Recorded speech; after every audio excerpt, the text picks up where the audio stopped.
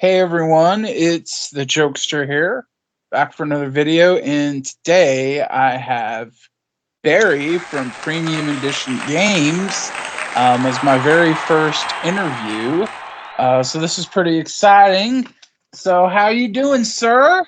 I'm good. I'm good. I'm honored to be your very first interview. So thank you very much for having me. I definitely appreciate it.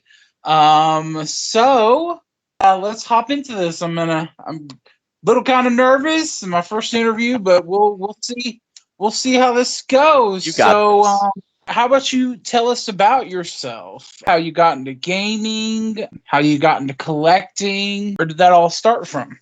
Oh, that's a very good first question. I have been gaming my entire life.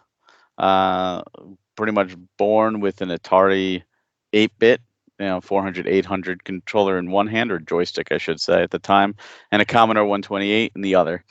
Just I just fell in love with video games and the worlds they can create. And then a little while later, I got this glimpse of a character called Mario and a system called the Nintendo, and I was in love. And it just snowballed from there as just something I was always passionate about. And it was one of those things where even though I will always love Nintendo, I've always appreciated and loved every system. And as a kid, you didn't have a lot of money, so I had to do whatever I could, like to be resourceful. I got my first Game Boy by trading some baseball cards that my dad got me because I'm like, I'd rather have the Game Boy. Because before I even had the Game Boy, all I had was those Tiger LCD handhelds, which we all know sucked, but and that's why you cherish them, and each one was its own game. So I'm like, how do I get to play more games when I have like two or three of these and that's it? So I decided to create in my elementary school a handheld club where everyone brought in their own handhelds, and we at lunchtime, recess, we exchanged so that we can play each other's handhelds and experience other games. So I got to play other Tiger LCD games that way, but there was like a kid or two with a Game Boy and a kid or two with a Game Gear, so I got to play with those. And then there was that one kid with that Turbo Express, and boy, I'll never forget playing that. And I was like, oh my god, this is so cool. I had no idea what it was worth, or even how to get it, but I was actually got to play it in its heyday, which was really cool. But that was the kind of thinking I did, like, how do I get to experience more games? And then that obviously just steamrolled even further as I got older, and I got a job, and I started, I worked at, like most people at one point, worked at GameStop or EB, and I worked at both. Spent my paycheck on video games, and I never sold a game. I never traded in a game. If there was a game I wanted and I didn't have the money, I waited until like a report card for school, and if I did well, my parents would get me a couple games. So that was my motivation. I was totally bribed. My motivation to do well in school, because then I got to get some cool games a couple times a year. But I just replayed the games I had. They were like children. I couldn't just get rid of them, and I still have them to this day. Every game I grew up with is still in my collection, and that collection has just grown as time went on to, one might say, an unhealthy degree, but that's okay. That's me. That's my vice.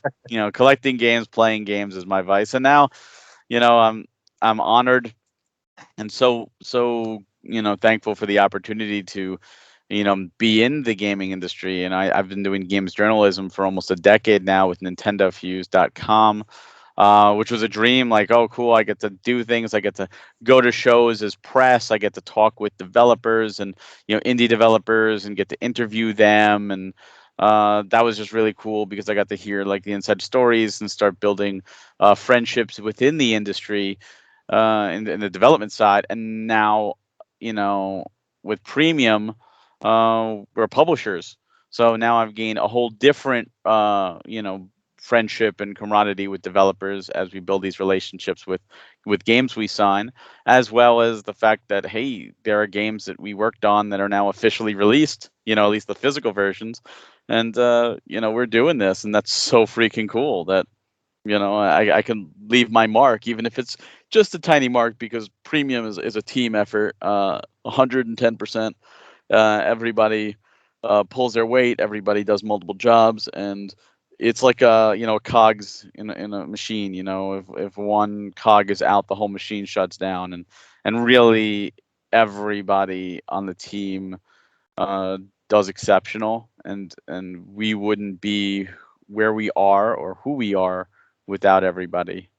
So I'm very just thankful to be part of this family. It's really amazing to go from being a kid that just really loves video games to working in video games. I mean, that's the dream, right? Oh yeah. That's what every kid probably every kid now, but every kid when we were younger were like, man, I'd love to be able to make my own game or work in video games. Yeah. Oh yeah. I mean, I did computer science in college, and I could tell you, it was a challenge. I mean, I was coding on C++, and the industry was moving so quickly that it was like, oh my god, like I would love to be a game designer, but I don't know if I could scour all these codes for missing semicolons for this compiler to work, and like as a day job, like oh my god, this might drive me crazy, and I have so much respect for all the developers, especially when you take titles like Robot Named Fight, which is done pretty much by one person. Like that is insane. That's a lot of hard work, and I would love to develop my own game, 100%.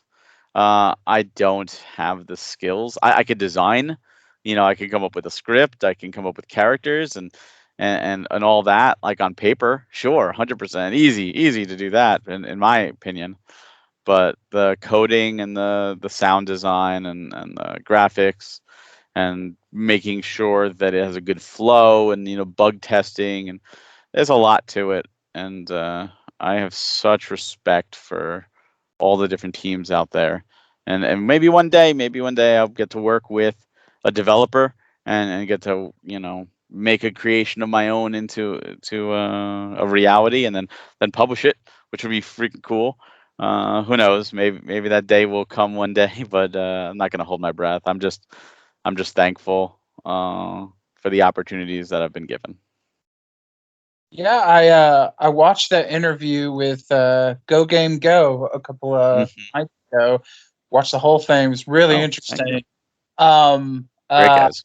and Jeff was on there, and he was talking about he did some kind of NES game, Yes. and I was Well, like, "Wait, what?" And yep. I googled it, and I found his old Kickstarter. He has a lot of Kickstarters that I never even knew about. Yes, he does. Um, and I watched that game, and I was like, "That is so cool."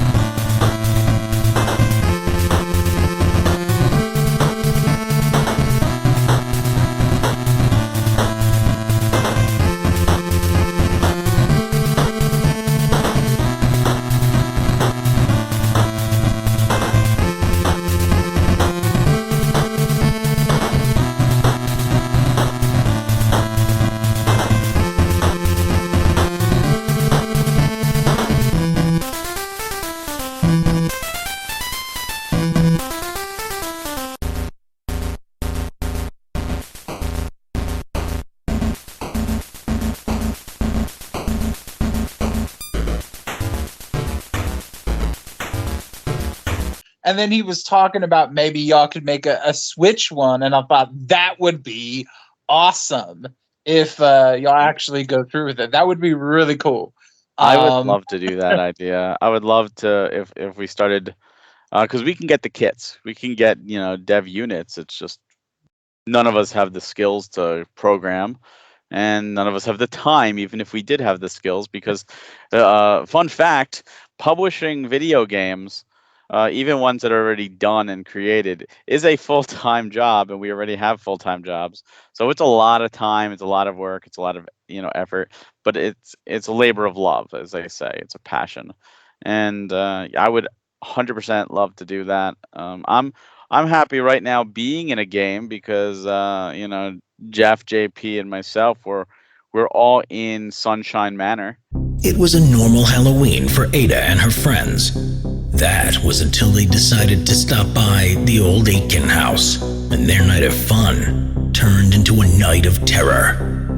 Trapped inside the mansion, your friends taken by an evil force lurking in the shadows, ready to strike. Make your way through devilish dungeons, across perilous paths, banish demons that want to trap your soul forever. Uncover the secrets of the mansion, save your friends, and maybe make a few new ones along the way. Can you escape Sunshine Manor? But we're all dead. So we're literally dead bodies on the floor, and they're Easter eggs, so you can absolutely when you play the game, you can look for us. We're there. We're just dead. Let me guess. Y'all all died by being crushed by Switch games. That'd be funny. No, I don't know. I don't know how we die. I don't know if that's even explained. I just got, Fossil Games sent us screenshots of the three of us. We're not in the same area. We're all separate, but we're all dead. So I've seen my sprite as a corpse, which is kind of interesting. That is so cool. That is really really cool. I'm gonna look forward to that. I'm gonna have to search for it because I believe Starter is over. Yes. Yeah, the Kickstarter is over for Sunshine. Have it on the website later on down the road, right? Yes. So the Kickstarter is over. Ended a while ago. The Kickstarter exclusive version of Sunshine Anthologies that closed July 15th. That closed the same time as Series 2 did. But we will have our own version of the game that will go up when it's ready to go up. And what I mean by that is while the games are done, both Sunshine Manor and Camp Sunshine, they are done for Steam. So they are in the process right now of being ported to the Nintendo Switch. Once they're ported, we then, we'll probably give them a little time to bug test it, make sure, usually there might be one or two things, hiccups. We want to make sure we release, quality product. And then once it's on the Switch and bug tested, then we're going to go ahead and start the production. But until then, our hands are tied. Well, it's going to be a really amazing release, just like all of the releases. Series 1, Series 2, and now Series 3. What can you tell us about the Series 3 releases? A little bit about each game and what you love about each one of those games. Oh, absolutely. So Series 3 is my favorite series, and you hear me say this now, and you'll probably hear me say Series 4 is my favorite series down the road. And the idea behind that is we want to make, each series even better than the last, which is always a hard thing to do, especially when every game we release are games we already love. So, it's tough. So Series 3, we Cathedral is the game we teased at the end of our Series 2 Direct. Always getting emails, hey, did I miss Cathedral? It says unavailable on the website. Can I get it? And you didn't miss it. Series 3 went up for pre-order, and now it's there. So Cathedral, there's an open pre-order. All of our Series 3 are open pre-order for the standard premiums. The retro are limited to 500, and I can tell you right now, at the time of this recording, they're very close to being sold out, like dangerously close to being sold out. But Cathedral is this action adventure. You'll hear Jeff call it a Metroidvania. I don't look at it more as a Metroidvania. I look at it more as just like an action adventure game with Metroid elements, like the map, Castlevania elements, Shovel Knight elements, Zelda elements. It's just this sprawling world where, it does have backtracking, does have hidden collectibles throughout. But it's, it's one of those games where if you die, it's your own fault. Like the game it's 100% skill based, and when you probably encounter most bosses, you might die the first time you encounter them, and that's okay. You get back up and you try again, and you'll learn the patterns, and you'll be like, oh wow, this is This was fair, challenging but fair. Amazing soundtrack, beautiful 8-bit style visuals, just a gem of a game.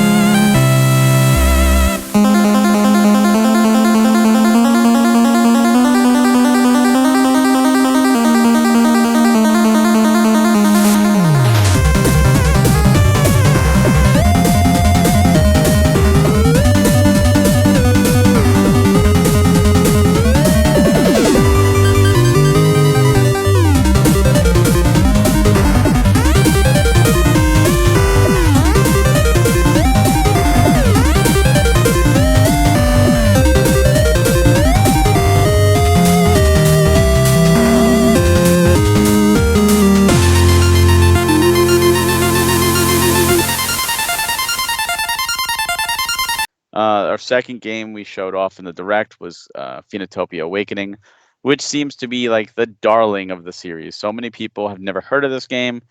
Now they're in love with this game, and I totally understand why.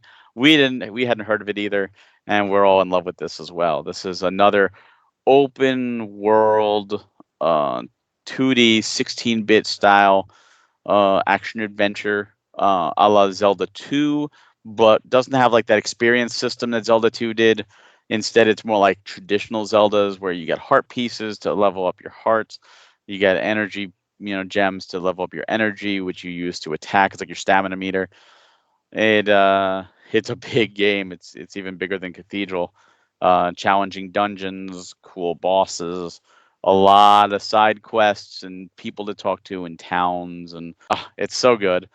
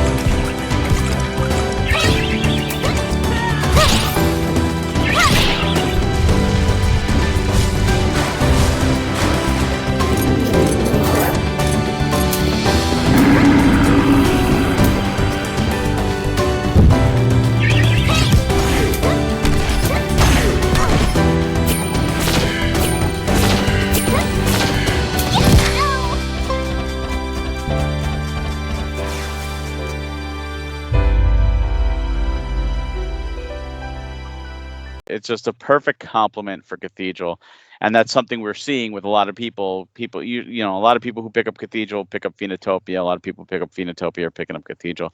They're partners in that regard. But then we had to throw in one extra title, which was Mighty Fight Federation, and Mighty Fight Federation is not an action adventure like the other two. Instead, it's an arena brawler. It's up to 4 players, a la Power Stone on the Dreamcast. It's a 3D arena brawler, tons of fun. It's got 11 original characters that they've just varied, all different skill sets. But then it has 5 guest characters. You got Toe Jam and Earl. You got Ukulele.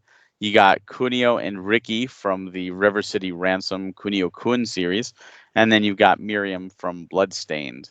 And just the characters have these story modes where you get like animated openings and closings to the story with some dialogue, funny dialogue in between. And you get like a mission mode and training. It has online. It's got cross-play online. It's got rollback netcode. It is a beast of a game, a ton of fun, chaotic, and hilarious, especially with friends. This is just something different than we haven't released before, but it's really cool to be able to release a game with all these franchises tied to it.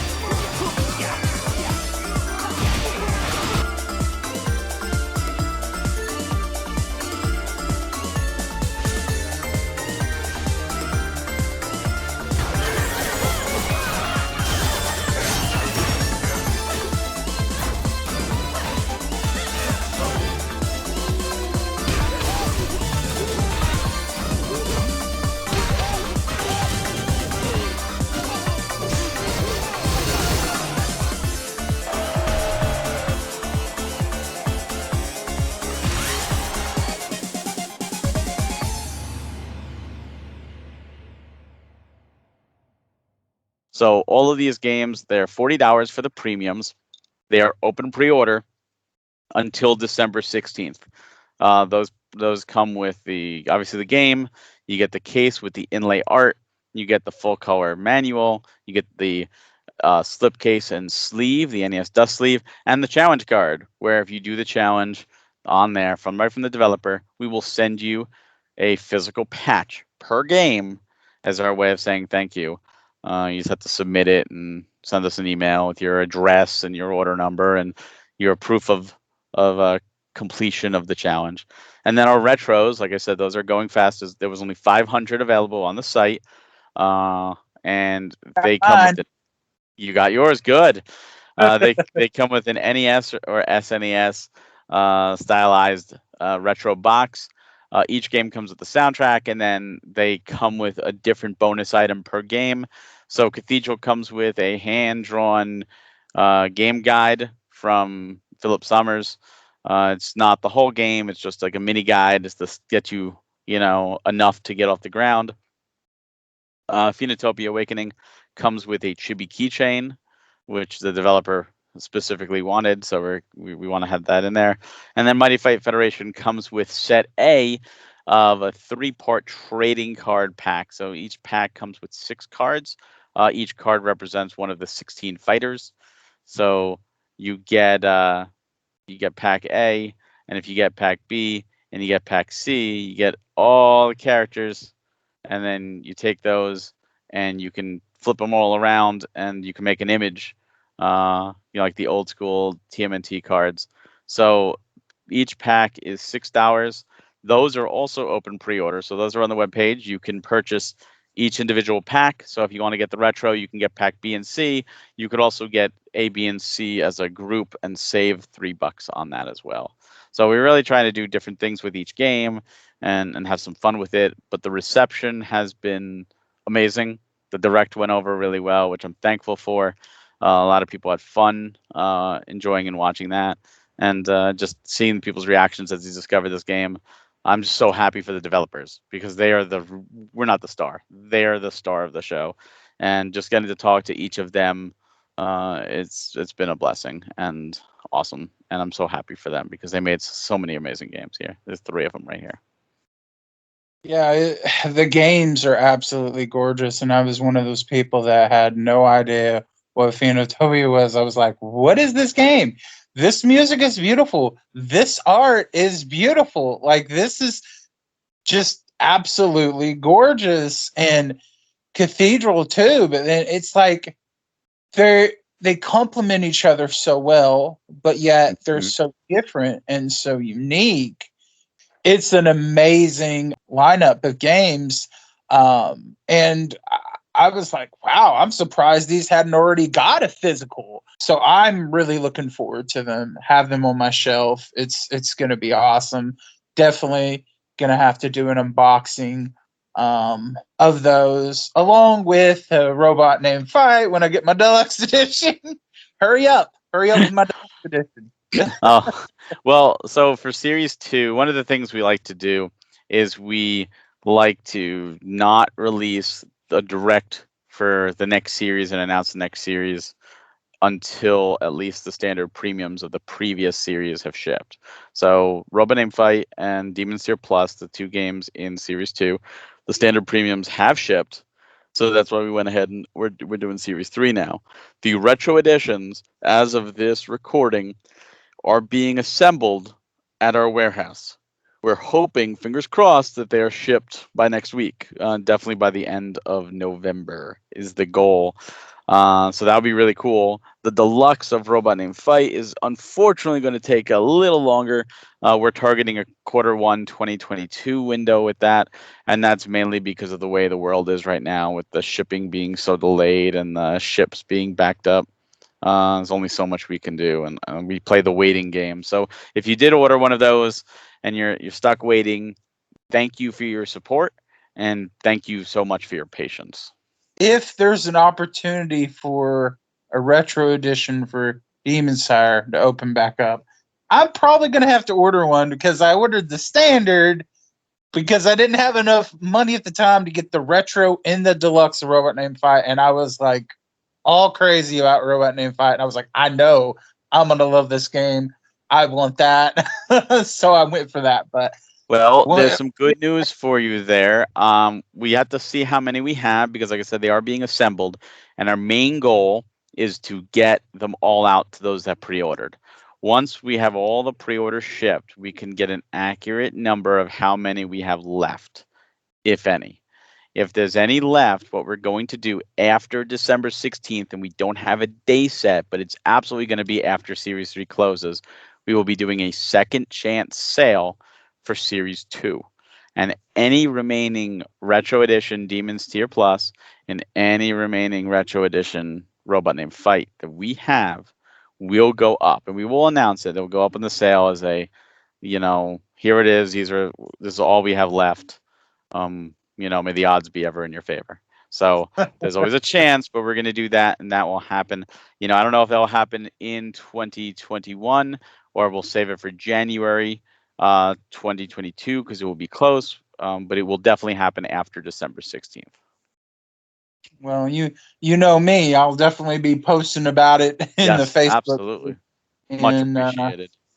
Yeah. If you all don't know, I with Barry, JP, Jeff's blessing, I made a Facebook group for Premium Edition games. It's small. There's only, I believe, 200 members in there right now. It's not growing quite yet, but hopefully it will. I wanted to help get the word out about what you all were doing because the fact you were able to create something on the back of the community with members of the community, it makes it all the more special. Well, thank you. Yeah, Premium Edition grew within the community. I mean, everybody has been a part of the collecting community that's joined us from the start, and we like to keep it that way. So yeah, thank you again so much for for you know, doing that, the Facebook group, and absolutely we hope it continues to grow, just like our Discord, just like our other social media platforms. Absolutely. So if you like cool video games, I mean, definitely go ahead and join the Facebook community. You know, I know Jokester also appreciates it. Definitely do. There is a question I wanted to ask. I don't think Okay. anybody's asked this question before, Good. and That excites me. so Super Blowout Hockey, Mm-hmm. it got a retro upgrade, which was pretty cool. It was the only one to get the retro upgrade because I guess y'all hadn't quite decided every release was going to get a retro at that point. Do you think it's possible that we could eventually, maybe in the future, see deluxe edition upgrades for releases that only had a retro, like Cathedral or Phenotopia or some other release down the road? You know, that's a very good question. I can't give you a definitive answer. I'm not going to say never. The reason we did the retro upgrade is the retro editions are actually a happy accident. Our plan was to have the standard premiums and the deluxe. That was it. Those are the only two versions. And when we did the steelbook for Pigeon Dev, which was part of our first deluxe, we were planning on just ordering 1,000 steelbooks because we have 1,000, you know, deluxes. We found out we couldn't do that. We found out that we absolutely can only 2,000 was the minimum. So we said, what are we going to do with these extra 1,000 steelbooks? So we decided, hey, what if we created a middle tier in between? And so that's how the retro was born. It was born out of necessity. So we did it, and we fell in love with it. It was just a nice little upgrade from the premium standard. So going into, you know, series 2, we were talking, hey, we're going to do this, and Demons tier, which didn't get a deluxe, we're like, oh, well, we'll do a retro for it as well.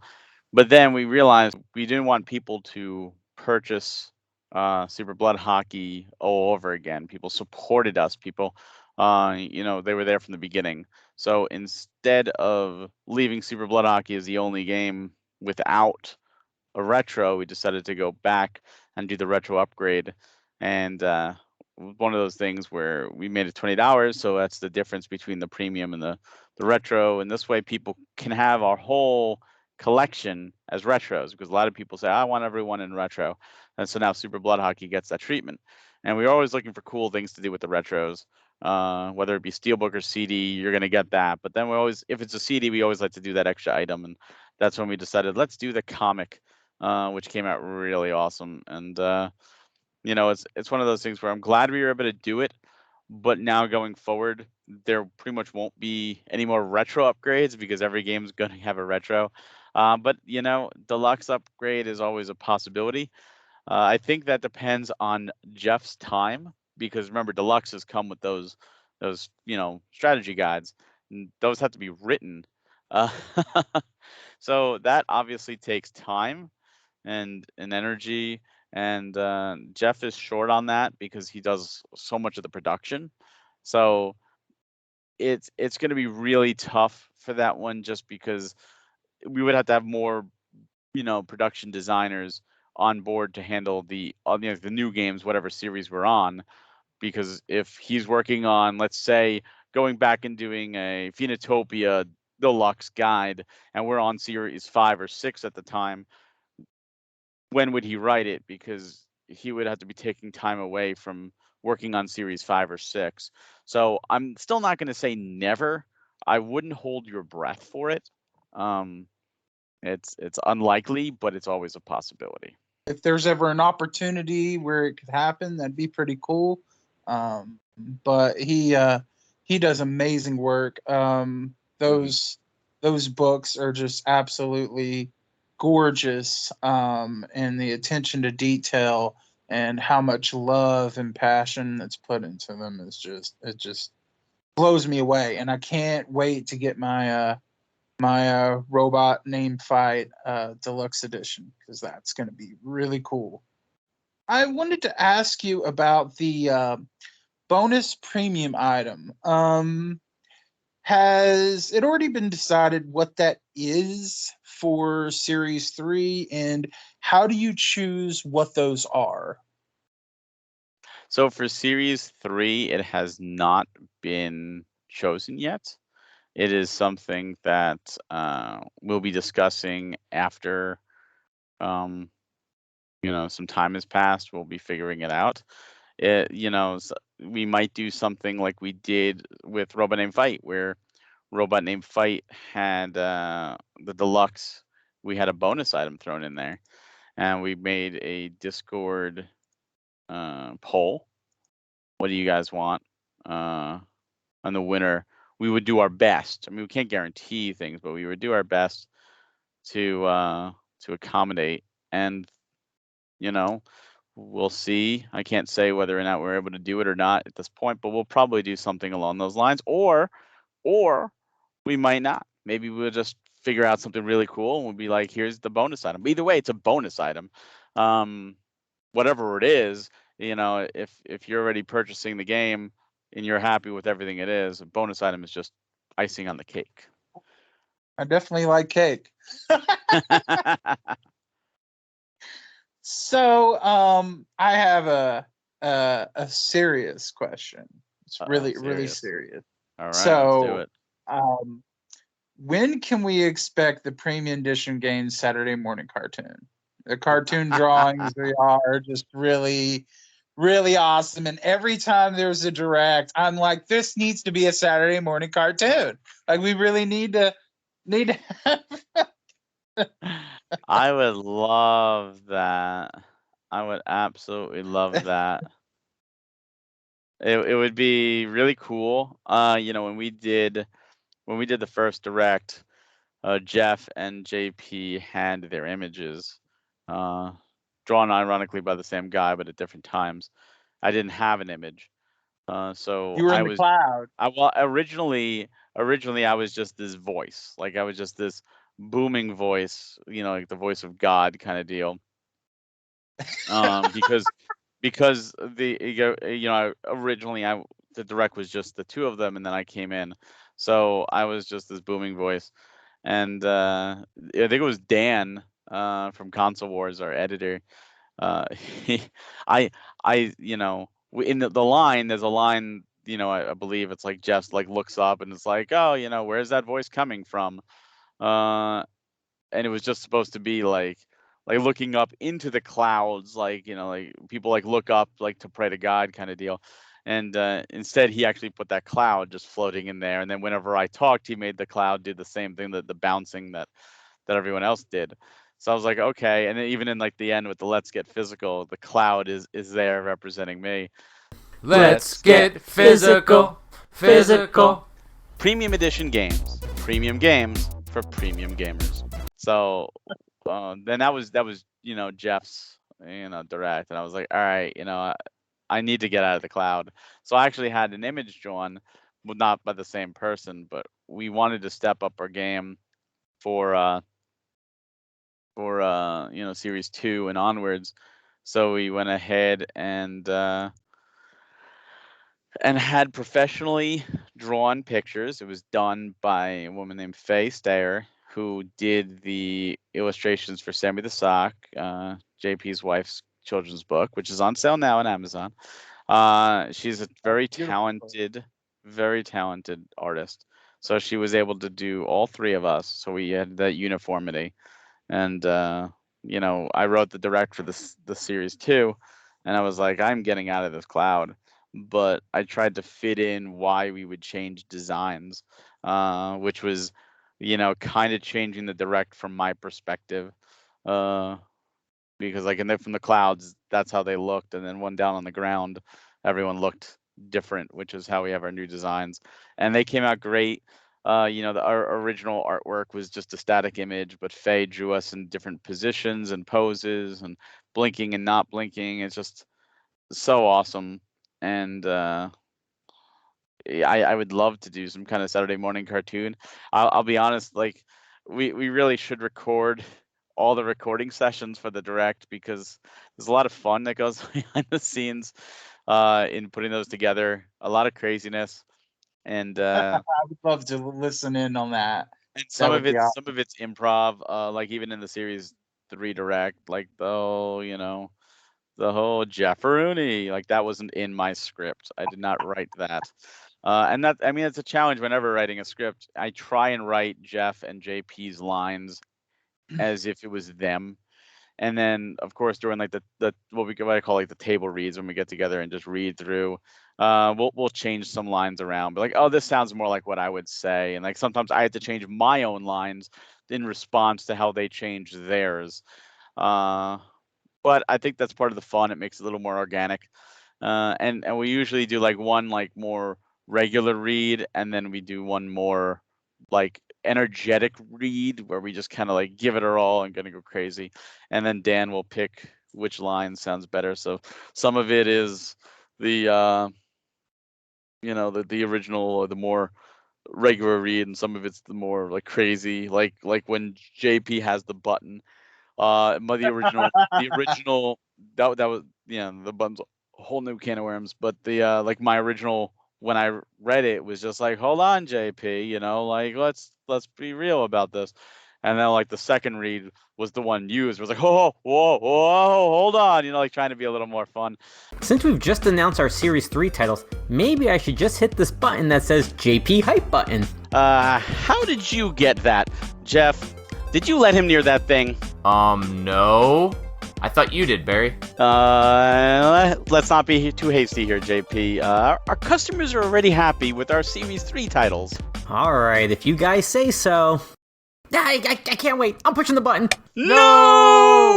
So it's kind of cool the way it works out, and I'm glad people enjoy it, because it's all about entertaining people as well as introducing some great games. So I would be all for a Saturday morning cartoon.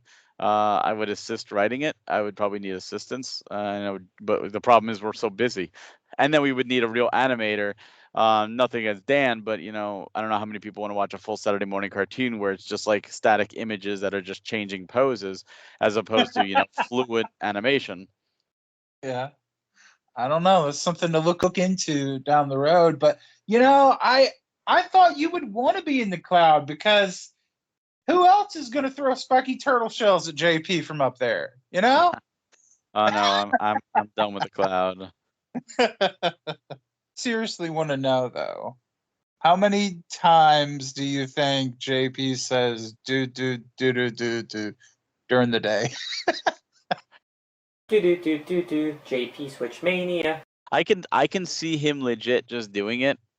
I will tell you this, for all the time that I've spent with him, like in person, he's never done it. Really? Like he's never done. He didn't do it at either con that we were together. He didn't do it in the car rides to and from. So I spent like probably between 9 and 10 hours in the car with him between the two cons, there and back. And he never did it. Never did it in the hotels, never did it out to eat. So I'd say he does it for his videos, and maybe he does it around his kids. Maybe his kids do it with him.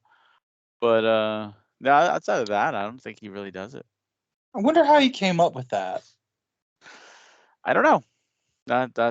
When I first discovered him, long before Premium and before the Switch Mania Playcast, I discovered him when he was doing his unboxing videos. I think I found him on his maybe his second video, and he had it on there.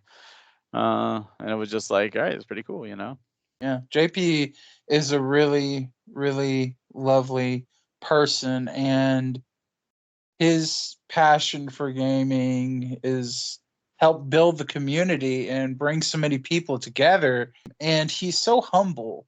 He's got such a big following now, but he's so humble and so genuine, and he works so hard trying his best to reply to everybody and share all the tweets for all the game deals, and then spend time with his family, and then work, and then premium edition work. I don't know how he does it. He's like JP Terminator. He's a great guy, but I'll say this. There's a saying that says, "Hell hath no fury like a woman scorned." I say, "Hell hath no fury like JP if you show him a game that he doesn't have and you have." So when it comes to the Switch, at least, Switch game. I'm not touching that one. But I would not. I would really like to have his Bayonetta Climax Edition. I want both of those games physically on cart, but they had to make it a Japan only thing, which Yes, is. they did. I wanted to ask you. You have such a large collection. Do you know how many games are actually in your collection? I know for the most part. I say for the most part because I do have a catalog, and I do recommend anybody that has a game collection, have a catalog of some kind, whether it be I started with an Excel spreadsheet, and then I moved to a program called CLZ Games, but you could use GameEye or whatever works for you. And the reason I started cataloging is simply I would go to like GameStop, and I would buy two get one free deals going on, and I would be like, oh, this is cool.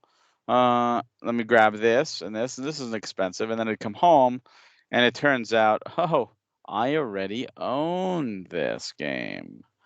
I've Whoops. done that a few times. And then I had to go back. And after like the fifth or sixth or seventh time of this happening, I was like, I gotta do something about it. So I use CLZ Games, and the reason I use that one particular, it does have a subscription, but I use it because it has a cloud app and a phone app. So when I update on my computer, it updates on my phone via the cloud, and that way I will always have my games on hand.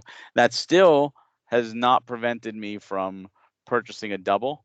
Sometimes I just miss it in my collection, or if other people have entered the game already and I just click like, oh yeah, add, they might have it filed differently. So I always have to look, especially games that start with the, because I don't file games under the.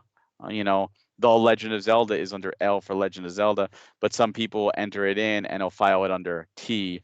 So when I go and like, oh, I don't have this, and then I buy it, I'm like, wait, what is it saying? It's already in there. Oh, it's under T. I got to make a return. But I don't have every game cataloged. I still have a number of systems, mainly handhelds, like Game Boy, Game Boy Color, Game Boy Advance, Game Gear, stuff like that. That's not cataloged because that stuff doesn't have a permanent home yet. It's still like sitting in bags or the carrying case that I used to have as a kid, and it's simply because I haven't figured out the way I want to display those games yet, nor the location. So at that point, I just leave them as is. So I won't buy a lot of Game Boy, Game Boy Color, Game Boy Advance, Game Gear style games, just because I don't know what I have and I don't want to buy doubles. So I don't have, a full number, but I have an estimated number for the most part. Yeah. So, what would be your advice to someone that wants to get started in collecting? They're just starting out, they just got their Switch or their first PlayStation or whatever system, and they really want to dive straight in. What would be the advice you would give to them about starting down the rabbit hole that is collecting? You're 2 years too late. I'm sorry. This is the worst time to start. It's just everything is so expensive right now. It's a really hard time to start with when you're dealing with retro. If you're just doing modern stuff, it's not that bad. You can get some great deals, Black Friday deals, stuff like that. My advice is don't look at anyone else's collection as you know as comparison to yours. Don't be like, oh, I'll never have a collection like theirs. It doesn't matter. What matters is you have a collection that you like. Some people like full sets. Some people like only games they're going to play. Some people like only games of a particular genre. Some people like only games of a particular series. Collect what you like to collect, play what you like to play, but don't be afraid to step out of your comfort zone. I mean, I think as kids, I played a lot of games that I normally wouldn't have played because, when my parents would buy me games like Blockbuster, and they would see like, oh, this game is like $2.99. Like, all right, that's cheap. Do you want this as well? And as a kid, I was like, sure. I had no idea what the game it was. Like, whatever, sure, a free game. Like, come on. So then, I would play it, and a lot of games would be like, wow, I really like this game. I'm glad they found this. Um, so really, just start with what you enjoy. If you don't know what you enjoy, try a lot of things. Demos exist, play those. But there's digital Understand. demos. Definitely go for sales. Know that Nintendo games rarely go on sale, so those are the safest that you can purchase at full price without having to worry. But once you find what you like, just stick with it. No one went like overnight, huge collection. We all started with a small collection, and we all grew from there, and we grew our tastes, and we grew what we enjoyed, and it's just about having fun. Video games are about having fun, and some people collect and they don't even play. They don't. A lot of us don't have time to play, which is why when I do have time to play, I enjoy it. But I always try and play. I think it's a shame to not enjoy them, for sure. But yeah, I just stick with it. Ask the community. Ask for assistance. Check for deals. Um, that's it. Just enjoy yourself. Have fun. If you're not having fun, don't collect. It has to be something you enjoy. But definitely don't get intimidated by other people. Don't get intimidated by prices. Do what a lot of people do and still do. Thrift if you can. A lot of the thrifting heyday is gone, but still check garage sales. Wake up early in the morning on a Friday or Saturday, scour Craigslist. Go to thrift stores and Goodwills, and you never know, you might find something, or just say, screw it and buy what you want. Um, so I don't know if you can or not, but is there anything that you can talk to us about when it comes to Series 4? Like genre or what we can expect or just you anything at all? If you look at Series 1 and you look at Series 2 and you look at Series 3 and you say, wow, those are some great games, like some really great games, then that's exactly what you can expect for Series 4 onwards. Really great games. And just know that, it's in development, so to speak. And we will discuss Series 4 more and definitely in detail at a later time. And that later time will be after Series 3 ships, at least the premium standards. We seem to be running on a 3-month cycle for those after close of the pre-order. So these pre-orders will close on December 16th, which means give 3 months, which was January, February, March 16th. So figure late March, maybe early April, we'll have a discussion about Series 4, maybe a direct. I definitely look forward to that. And of course, it's give or take, little life Yeah, happens. you never know what's going to happen, so Never. there's always that wiggle room. Mm-hmm. So what are some passion products you would love to work on?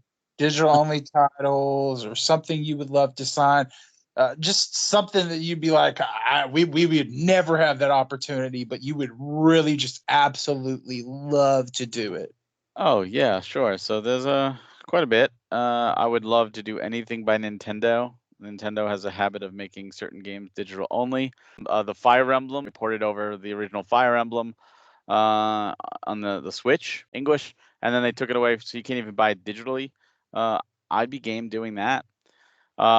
There's the stuff by Square Enix. There's several Star Ocean games on the Switch that are digital only. Voice of Cards just came out, and I actually bought that digitally and played it, and I loved it. I would love to do that physically. Uh, those are like big companies. Konami, of course, has the arcade collection that hasn't got a physical, and the Castlevania Advance collection. Square also has the ActRaiser. I would love to do all those. The Ghouls and Ghosts got a remake from Capcom. I'd love to do that. Definitely anything big. In terms of small stuff, I can't really, like, when I say small, I mean more like independent or not AAA studio. Not that they're small games. Those titles I can't say because all those titles either we are actively talking with, or we've reached out and we're waiting for a response, or we reached out and we are not able to do it because they either A, don't want to do it, like for example, I wanted to do fast racing RMX, and I reached out to them and they flat out told me no. But I would love to do that one. Or another publisher already has it, in which case I still can't tell you because that hasn't been announced yet. One game that I absolutely love that did get a physical on Switch retail was Salt and Sanctuary. Yes. They are working on a sequel right now, and I am so excited for that because I absolutely love that first game, and I cannot believe it was completely made by a husband and wife team. That is just blows my mind. So the sequel would be one that would be awesome to maybe look into signing if it doesn't get a physical. Hey, you know what? Absolutely. There's in our Discord, we have a channel called Suggest a Release, and it's exactly for that reason. So if anyone listening has a game they would love to see physical that doesn't have one already, post it in there. We do look through them, we do contact. We can't promise anything. That's how Phenotopia Awakening came to be. We hadn't heard of it before, and someone said, "Look at this game." We looked at this game and said, "How does this not have a physical? How have we never heard of this?" And now look. So it works. Now, again, I say, we'll look into it because there's games that have been suggested that we've reached out to and tried to get, and they're like, all right, it's already taken. So there's nothing we could do. No matter how many times it's suggested, we can't do anything, and we can't tell people that it's coming. But we will, as long as the game looks cool to us, we will reach out, and we all have to play it. We all have to love it, and if that's the case, we'll do what we can to make it a reality. So, outside of gaming, premium edition games, what do you enjoy doing? Any other hobbies or interests that you like, that you're passionate about? I've had so many of them through my life. As a kid, baseball was a big passion of mine. Dinosaurs, of course. What kid doesn't love dinosaurs? Biking. I used to do a lot of, bicycling around, and there was a time when I was very heavy into like Magic the Gathering.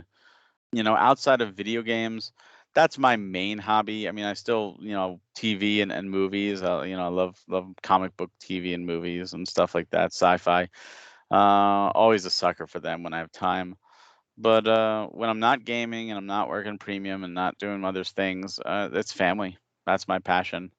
Being with my family, spending time with my family, spending time with our pets. Uh, doing what I can to assist in the ecosystem that is our home. That's really it.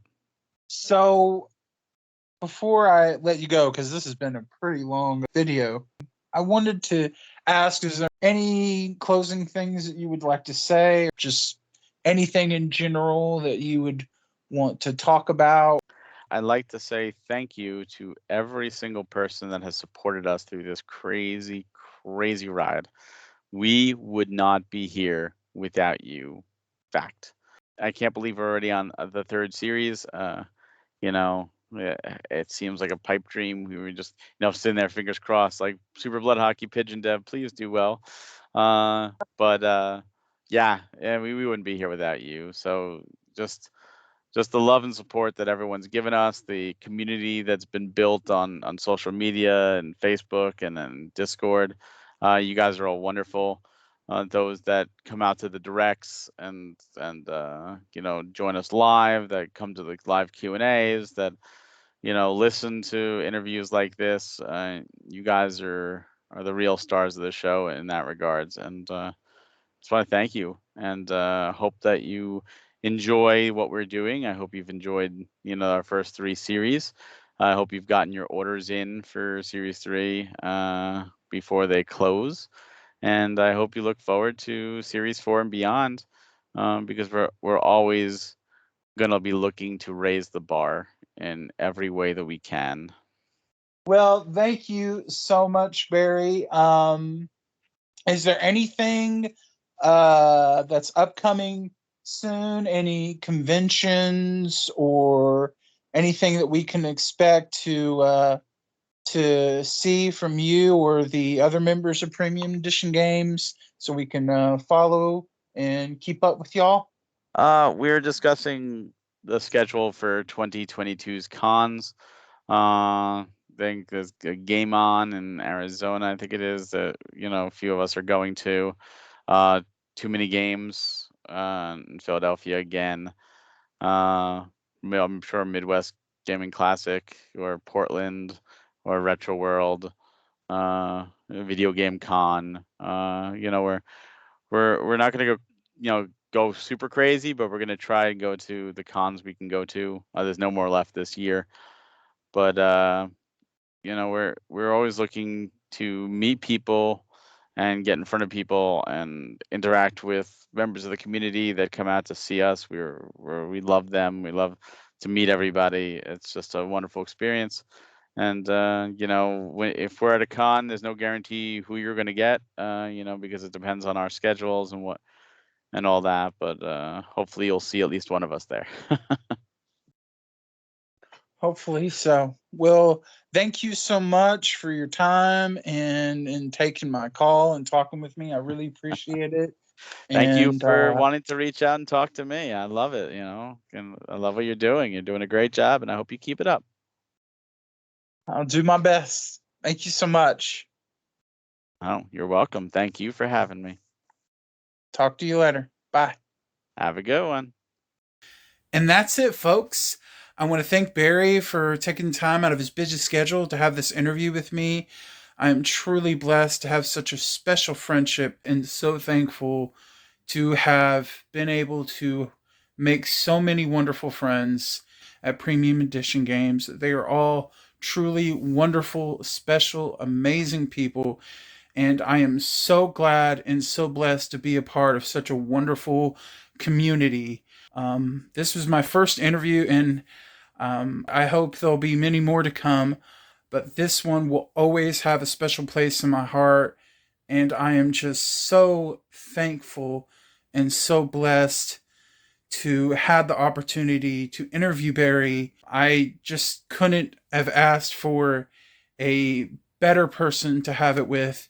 I will put the links to all the social media accounts down below in the description of this video, so you can follow Premium Edition Games.